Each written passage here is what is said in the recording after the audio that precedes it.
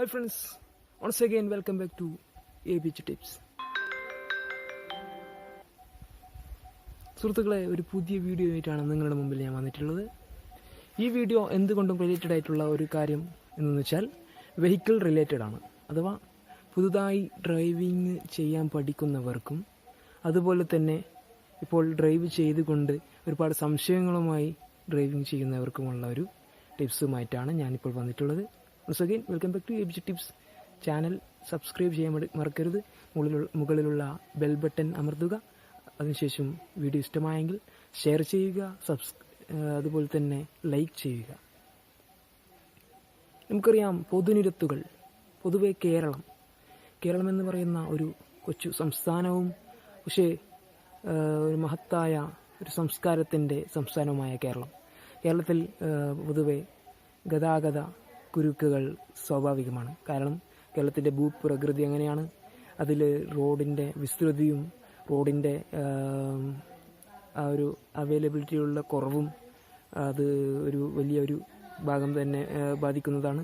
അതുപോലെ തന്നെ ഞാൻ മനസ്സിലാക്കേണ്ട ഒരു വസ്തുത എന്തെന്ന് വെച്ചാൽ, ഈ ഡ്രൈവ് ചെയ്യുന്നത് നമ്മൾ വളരെ കെയർഫുൾ ആയിരിക്കണം. വളരെ കെയർഫുൾ എന്ന് വെച്ചാൽ ഡ്രൈവിംഗ് ചെയ്യുന്ന ഒരു വണ്ടി എടുത്തിങ്ങനെ പോവുകയല്ല, മറിച്ച് ശരിക്കും റോഡിനെ അറിഞ്ഞുകൊണ്ട് ജനങ്ങളെ ഉപകാരപ്രദമായിട്ടുള്ള രീതിയിലെന്ന് വെച്ചാൽ ഉപദ്രവിക്കാത്ത രീതിയിലുള്ളൊരു മുമ്പോട്ട് പോക്കാണ് നമ്മളെപ്പോഴും ഉദ്ദേശിക്കേണ്ടത്.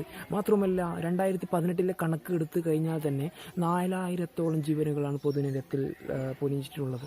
അതുകൊണ്ട് തന്നെ ഓരോ ജീവനും വിലപ്പെട്ടതാണ്. വിലപ്പെട്ട ജീവനുകളെ നശിപ്പിക്കാനും അത് എടുത്ത് നശിപ്പിച്ച് കളയാനുള്ളൊരു ആ ഒരു അധികാരം ഒരാൾക്കുമില്ല. അത് ദൈവത്തിന് മാത്രമാണ്.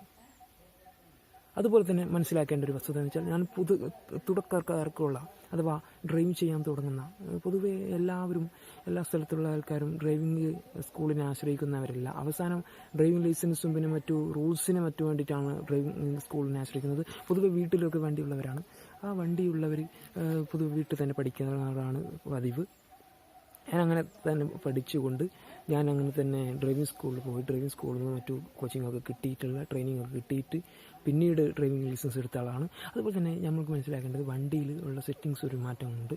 മാത്രമല്ല, ഒരു ധൃതിയിൽ വെപ്രാളത്തിൽ പക്ഷേ പുതുതായി വണ്ടി ഓടിക്കാൻ തുടങ്ങുന്നവർ ഒരു ആക്സിലേറ്റർ കൊടുക്കുമ്പോൾ ഗിയർ മാറിക്കൊണ്ട് ഫസ്റ്റ് ഗിയറിലിട്ട് തന്നെ ആക്സിലേറ്റർ കൊടുത്ത് ഒരു മൂവിങ്ങിലാണ്. പിന്നെ ആർക്ക് കൺട്രോൾ ചെയ്യാൻ രൂപത്തിൽ ഒരുപാട് അപകടങ്ങൾ കേരളത്തിൽ ഉണ്ടായിട്ടുണ്ട്. പൊതുവെ അത് നമുക്ക് കാണാൻ സാധിച്ചൊരു വസ്തുതയാണ്. അതുപോലെ തന്നെ ഇത് ഒരു കൺട്രോൾ ചെയ്യാൻ വേണ്ടിയിട്ട് ഇപ്പോൾ ഡ്രൈവിംഗ് സ്കൂളിനെ സംബന്ധിച്ച് പറയുകയാണെങ്കിൽ, ഇപ്പോൾ നമ്മൾ ഡ്രൈവിംഗ് അവിടെ പഠിക്കാൻ പോകുന്നുണ്ടെങ്കിലും ആ ഡ്രൈവിംഗ് സ്കൂളിൽ ഒരു സെറ്റിങ്സ് ഉണ്ട്. എങ്ങനെ വെച്ചാൽ, നമ്മുടെ ആ ഒരു ഡ്രൈവിംഗ് സീറ്റിലിരിക്കുന്ന വ്യക്തിയുടെ കാലിനടിയിലുള്ള ആ ഒരു പെഡലുകൾ നേരെ ഓപ്പോസിറ്റ് സൈഡിലുള്ള ഡ്രൈവിംഗ് മാസ്റ്ററുടെ കാലിനടിയിലുണ്ട്. അപ്പോൾ ഈ ഡ്രൈവിംഗ് പഠിക്കാൻ പോകുന്ന ഒരു വിദ്യാർത്ഥി, അതല്ലെങ്കിൽ ഡ്രൈവിംഗ് പഠിക്കാൻ ആഗ്രഹിക്കുന്ന ഒരു ഡ്രൈവ് ചെയ്യാൻ പോകുന്ന ഒരാൾ, ലൈസൻസ് വേണമെന്ന് ആഗ്രഹിക്കുന്ന ഒരാൾ, അതുപോലെ തന്നെ ഈ ഒരു ആക്സിലേറ്ററും മറ്റും കൊടുത്ത് അപകടങ്ങളെ വരുത്തി തീർക്കുന്നതിന് മുമ്പ് തന്നെ ഇവർക്ക് ഈ ഡ്രൈവിംഗ് മാസ്റ്റർമാർക്ക് കൺട്രോൾ ചെയ്യാൻ സാധിക്കുന്നുണ്ട്. ഇത് വീട്ടിൽ പഠിക്കുന്നവർക്ക് ഇങ്ങനെ സാധിക്കുകയില്ല. അതുകൊണ്ട് തന്നെ ഞാൻ ഇതിലൊരു സെറ്റിങ്സ് പറഞ്ഞു തരാൻ പോവുകയാണ്. അതിനു മുമ്പ് ആ സെറ്റിങ്സ് എന്താണെന്ന് വെച്ചാൽ ഞാൻ നിങ്ങൾക്കത് കാണിച്ചു തരാം. അതിനു മുമ്പ് കുറച്ച് കാര്യങ്ങൾ പറയാനുള്ളതെന്ന് വെച്ചാൽ, ഇപ്പോൾ പൊതുവെ ആൾക്കാർക്കൊരു ധാരണയുണ്ട്. ഇപ്പോൾ ഡ്രൈവിംഗ് പഠിച്ചു കഴിഞ്ഞവർക്കും പോകുന്നവർക്കും ഒരു ചെറിയ ധാരണയുണ്ട്. ഏത് ഗിയറാണ്, എത്ര സ്പീഡ് വരുമ്പോഴാണ് മാറ്റേണ്ടത്, എങ്ങനെ ഗിയറാണ്, ഏത് ഗിയറാണ്, കയറ്റത്തിൽ ഏത് ഗിയറാണ്, ഇറക്കത്തിൽ ഏത് ഗിയറാണ്, ലെവലിൽ ഏത് ഗിയറാണ്. ഒന്ന് ശ്രദ്ധിക്കേണ്ട വലിയൊരു കാര്യം എന്ന് വെച്ചാൽ, ഫസ്റ്റ് ഗിയറും സെക്കൻഡ് ഗിയറും അതിപ്രധാനപ്പെട്ട ഒരു സിസ്റ്റമാണ്. കാരണം അത് ഉപയോഗിക്കേണ്ട സ്ഥലത്ത് ഉപയോഗിക്കുക തന്നെ ചെയ്യണം. മാത്രമല്ല, അത് മുഖേന വണ്ടിക്ക് ഉണ്ടാകുന്നത് കൂടുതൽ ഫ്യൂവൽ കമ്പസ്റ്റനും മാത്രമല്ല മറ്റു ക്ലച്ചിന് തേയ്മാനവുമാണ് ഇതുമൂലം ഉണ്ടാകുന്നത്. അതുപോലെ തന്നെ ഞാൻ ശ്രദ്ധിക്കേണ്ട ഒരു കാര്യം, വണ്ടിയുടെ ആവറേജ് സ്പീഡ് അഥവാ 20 കിലോമീറ്റർ സ്പീഡിലാണ് പോകുന്നതെങ്കിൽ സെക്കൻഡിലും 30 തേർഡിലും ഫോർത്ത് ഗിയറിലും 50 എബോ ഫിഫ്ത്ത് ഗിയറിൽ മുഖേനയാണ് പോകുന്നത്. അതുപോലെ തന്നെ നഗരപ്രദേശങ്ങളും ഗ്രാമപ്രദേശങ്ങളും ഡിഫറെൻ്റ് ഉണ്ട്. അത് തേർഡ് ഗിയറിൽ പോകുന്ന ഗ്രാമപ്രദേശങ്ങളിലൊക്കെ എത്തിക്കഴിഞ്ഞാൽ, ഒരു റൂറൽ ഏരിയയിൽ എത്തിക്കഴിഞ്ഞാൽ ഒരു തേർഡ് ഗിയറിലെ സിസ്റ്റമാണ് പോകേണ്ടത്. കാരണം ഒരുപാട് ഉള്ളിൽ നിന്നുള്ള കുറേ റോഡുകൾ ജംഗ്ഷനായിട്ട് വരുന്നുണ്ട്. പെട്ടെന്ന് ആൾക്കാർ കയറി വരാൻ സാധ്യതയുണ്ട്. അതുകൊണ്ട് കൺട്രോൾ ചെയ്യാൻ പറ്റില്ല. അതുപോലെ തന്നെ നഗരപ്രദേശങ്ങളിൽ ഏകദേശം ഫിഫ്ത്ത് ഗിയറിൽ പോകുന്നതാണ്. അതുമൂലം ഒരുപാട് ഫ്യൂൾസൊക്കെ ലാഭിക്കാൻ സാധിക്കുന്നുണ്ട്. അതുമാത്രമല്ല, ജീവനുകളാണ് വലിയ വിലപ്പെട്ടത്.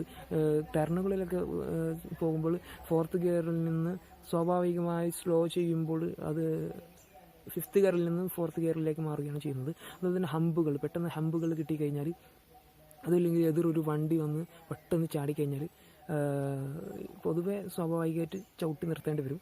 ചവിട്ടി നിർത്തുന്ന സമയത്ത് ഫിഫ്ത്തിലുള്ളത് ഫസ്റ്റിലിടണോ എന്നാണ് ഒരു കൺഫ്യൂഷൻ. അപ്പോൾ ചവിട്ടുമ്പോൾ തന്നെ ആ ഒരു സിസ്റ്റം ഓട്ടോമാറ്റിക്കായി ആ ഒരു മീറ്റർ ഇങ്ങനെ കുറഞ്ഞു വരും. അപ്പോൾ ഒരു 15th ഉണ്ടെങ്കിൽ സെക്കൻഡിൽ എടുക്കാവുന്നതാണ്. ഡയറക്റ്റ് ഫസ്റ്റിലിടരുത്.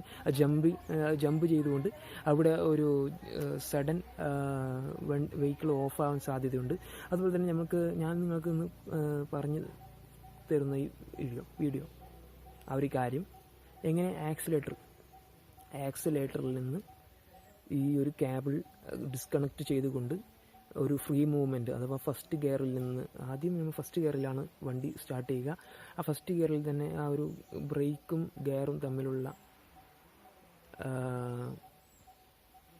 ആ ഒരു മൂവ്മെൻറ്റ്, അതുമല്ലെങ്കിൽ ക്ലച്ചും ബ്രേക്കും തമ്മിലുള്ള ഒരു മൂവ്മെൻറ്റ്, അതാണ് ഇവിടെ യാഥാർത്ഥ്യമാക്കുന്നത്. അപ്പോൾ തന്നെ അതിന് ആക്സിലേറ്ററിനൊരു പ്രാധാന്യം അവിടെ ഈ സിസ്റ്റം എനേബിൾ ചെയ്യുന്നത് വഴി ഉണ്ടാകുന്നില്ല. അതുപോലെ തന്നെ അത് ഞാൻ നിങ്ങൾക്ക് കാണിച്ചു തരാം. ഉണ്ടാകുന്നില്ല എന്തെന്ന് വെച്ചാൽ, അതുകൊണ്ട് തന്നെ ഫ്രീ ആയി തന്നെ ഈ ഒരു ഡ്രൈവിംഗ് സ്കൂളിൽ ഉള്ള ആ ഒരു ഫെസിലിറ്റീസ് ഇല്ലാത്തത് കൊണ്ട് ഈ വണ്ടിയിൽ ഡ്രൈവ് ചെയ്യാൻ വേണ്ടി ഡ്രൈവിംഗ് പഠിക്കുന്ന ആ ഒരു വ്യക്തിക്ക് ഫ്രീ മൂവ്മെൻറ്റ് സാധ്യമാകും. ആക്സിലേറ്റർ കൊടുത്ത് ഓവർ മൂവ്മെൻറ്റും വെപ്രാളത്തോടെ കൊടുക്കുന്ന ഒരു സിസ്റ്റം ഒഴിവായി കിട്ടി. ആ ഒരു ഫസ്റ്റ് ഗിയറിലിട്ടിട്ടുള്ള ഒരു ചെറുതായിട്ടുള്ളൊരു മൂവ്മെൻറ്റ്, അത് മുഖേന സ്റ്റിയറിംഗ് സ്റ്റഡിയൊക്കെ ചെയ്യാൻ പറ്റും. മറ്റു വണ്ടിയെ ശ്രദ്ധിച്ച് ഓടിക്കാൻ വേണ്ടിയിട്ടുള്ള ഒരു സിസ്റ്റമാണ്. അതുകൊണ്ട് തന്നെ റോഡ് നിയമങ്ങൾ എപ്പോഴും പാലിക്കുക. 18 വയസ്സായി കഴിഞ്ഞ ശേഷം മാത്രമേ റോഡിലേക്ക് വണ്ടി ഇറക്കാൻ പാടുള്ളൂ. അഥവാ മുമ്പ് വണ്ടി പഠിക്കുന്നുണ്ടെങ്കിൽ തന്നെ ഈ ഒരു മെത്തേഡ് മനസ്സിലാക്കിക്കൊണ്ട് പഠിക്കുക. 18 വയസ്സായി കഴിഞ്ഞ ഉടനെ തന്നെ ഡ്രൈവിംഗ് ലൈസൻസ് എടുക്കാൻ ശ്രമിക്കുക. ഒരു കാരണവശാലും ഡ്രൈവിംഗ് ലൈസൻസ് ഇല്ലാതെ നിരത്തിലിറങ്ങരുത്. അത് വലിയ അപകടങ്ങൾ സൃഷ്ടിക്കും. അപകടങ്ങൾ ഏതെങ്കിലും ഒരു കാരണവശാൽ നമ്മൾ മുഖേന അല്ല, മറ്റുള്ളവർ മുഖേന ഉണ്ടായി കഴിഞ്ഞാൽ തന്നെ അത് ഈ ഒരു ഡ്രൈവിംഗ് ലൈസൻസ് ഇല്ലാതെ ഒരു വ്യക്തി ആയതുകൊണ്ട് തന്നെ അയാളെ അത് പ്രതികൂലമായിട്ട് ബാധിക്കുകയും ചെയ്യും. അതുകൊണ്ട് തന്നെ ഞാൻ നിങ്ങൾക്ക് അടുത്തതായി നമ്മൾ ആ ഒരു പ്രോസസ്സിങ്ങിലേക്ക് കിടക്കുകയാണ്.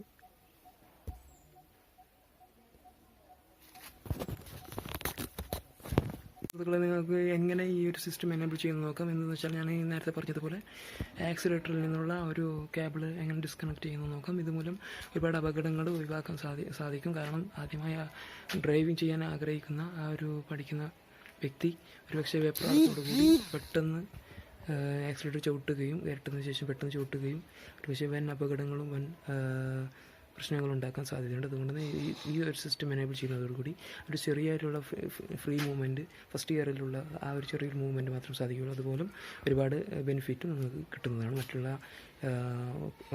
പഠിപ്പിക്കുന്ന വ്യക്തിക്കും വലിയ ടെൻഷൻ ഇല്ലാതെ അവനെ പഠിപ്പിക്കാവുന്നതാണ്. ഓക്കെ, നമുക്ക് നോക്കാം.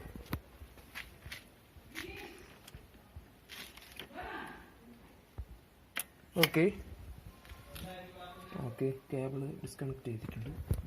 അപ്പം നിങ്ങളുമായി ഞാനിപ്പോൾ ഷെയർ ചെയ്ത ഇൻഫർമേഷൻ എൻ്റെ ഒരു സ്വന്തം അനുഭവം വെച്ചിട്ടല്ല. ഞാൻ കുറച്ച് കാര്യങ്ങൾ മാത്രമേ എൻ്റെ സ്വന്തം അനുഭവമായിട്ടുള്ളൂ. പക്ഷേ അതിൽ പൂർണ്ണമായിട്ടും പറഞ്ഞിട്ടുള്ളത് ഡ്രൈവിംഗ് സ്കൂളുമായി ബന്ധപ്പെട്ടിട്ടുള്ള എൻ്റെ ഒരു അറിയുന്ന ഡ്രൈവിംഗ് സ്കൂളിലെ അറിയുന്ന ഒരാളുമായി ചോദിച്ച് മനസ്സിലാക്കിയ ഒരു കാര്യമാണ് നിങ്ങൾക്ക് മുമ്പിൽ പറഞ്ഞിട്ടുള്ളത്. ഓക്കെ, അപ്പോൾ നിങ്ങൾ കയറ്റത്തിലെ ഫസ്റ്റ് ഗിയറോ സെക്കൻഡ് ഗിയറോ ഇടുന്നതിനായിട്ട് ബന്ധപ്പെട്ടൊരു സംശയം എല്ലാവർക്കും പൊതുവെ ന്യൂ ഡ്രൈവേഴ്സിനൊക്കെ തോന്നുന്നുണ്ട്. പക്ഷേ ഫസ്റ്റും സെക്കൻഡും എന്നല്ല, ഫിഫ്ത്തിൽ വരെ കയറ്റം കയറുന്ന ആൾക്കാരുണ്ട്. ഓക്കെ, അപ്പോൾ നിങ്ങളുടെ വണ്ടിയിൽ ഇൻ കേസ് ലോഡുണ്ടെങ്കിൽ ലോഡില്ലെങ്കിലും ലോഡ് ഉണ്ടെന്ന് മീൻസ് ഇപ്പോൾ 4 പേരൊക്കെ ഉണ്ടാവും കാറിലൊക്കെ ആണെങ്കിൽ അത് ലോഡായിട്ട് കണക്കാക്കും. അതുകൊണ്ട് തന്നെ ഏകദേശം ഒരു 200 കിലോഗ്രാം ഭാരം വരും. അതുപോലെ തന്നെ ഇപ്പോൾ തേർഡിലൊക്കെ ഇട്ട് കയറ്റുകയാണെങ്കിൽ, ഫോർത്തിലൊക്കെ ഇട്ട് കയറ്റുകയാണെങ്കിൽ ഒരു വൈബ്രേഷൻ വന്ന് കയറ്റത്തിൻ്റെ പകുതിയിൽ ചില സമയത്ത് ഓഫായി പോകും. അതുകൊണ്ട് തന്നെ സെക്കൻഡോ ഫസ്റ്റോ ആശ്രയിക്കാവുന്നതാണ്. അത് നിങ്ങൾക്ക് നിങ്ങളുടെ സ്പീഡ് വേരിയേഷനും മറ്റും ആയി റിലേറ്റഡ് ചെയ്ത് കമ്പയർ ചെയ്ത് നിങ്ങൾക്ക് മനസ്സിലാക്കുന്നതാണ്. നിങ്ങൾ വണ്ടി എടുത്ത് കഴിഞ്ഞ് പോകാൻ തയ്യാറായി നിൽക്കുന്ന സമയത്ത് തന്നെ നിങ്ങൾക്ക് ഒരു മൂവിങ്ങിൽ തന്നെ ഏതൊരു ഗിയറാണെന്നുള്ളത് കുറച്ച് സമയം കഴിയുമ്പോൾ ശരിയായി മനസ്സിലാക്കാൻ പറ്റും. ഓക്കെ, നിങ്ങൾക്ക് ഈ വീഡിയോ ഇഷ്ടപ്പെട്ടെങ്കിൽ, നിങ്ങൾ എന്തെങ്കിലും സംശയം ഉണ്ടെങ്കിൽ കമൻറ്റ് ബോക്സിൽ കമൻറ്റ് ചെയ്യാവുന്നതാണ്. നിങ്ങൾക്ക് വീഡിയോ ഇഷ്ടപ്പെട്ടെങ്കിൽ ഷെയർ ചെയ്യുക. LBG ടിപ്സ് എന്ന ചാനൽ സബ്സ്ക്രൈബ് ചെയ്യുക. Thank you for watching us.